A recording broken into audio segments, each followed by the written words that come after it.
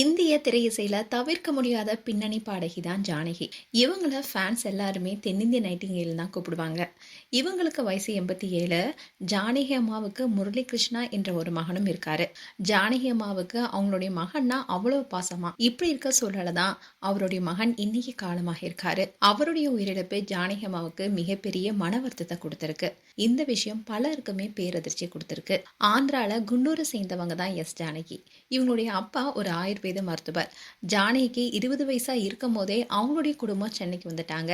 ஜானகிக்கு சின்ன வயசுல இருந்தே பாடத்துல ஆர்வமா இருந்திருக்காங்க.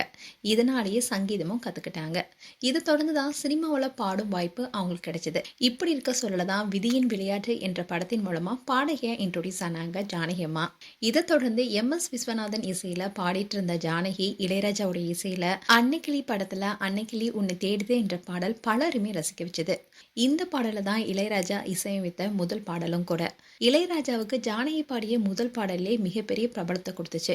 ஜானகி அம்மா தமிழ் மட்டும் இல்லாம தெலுங்கு, மலையாளம் போன்ற மொழிகளையும் பாடல்கள் பாடினாங்க. ஜானகியுடைய பாடல்கள் அத்தனையுமே ஹிட் ஆனுச்சு. இதன் காரணமாவே தமிழ்நாடு மட்டும் இல்லாம ஒட்டுமொத்த தென்னிந்தியாவிலும் பிரபலமானாங்க ஜானகி.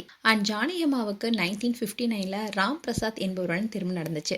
இந்த தம்பதிக்கு முரளி கிருஷ்ணா என்ற மகனும் பிறந்தாரு. சூழல் இப்படி இருக்கதான் 1997ல ராம் பிரசாத் மரணம் அடைந்தாரு. கணவருடைய மரணத்துக்கு அப்புறமா மகன் மேல அதீத பாசத்தை கொண்டிருந்தாங்க ஜானகி அம்மா. இந்நிலையில் தான் அவங்களுடைய வாழ்க்கையில இன்னொரு இடியும் இறங்கியிருக்கு. அவங்களுடைய மகனான முரளி கிருஷ்ணா இன்னைக்கு காலையில உயிரிழந்திருக்காரு. அவருக்கு வயசு 65.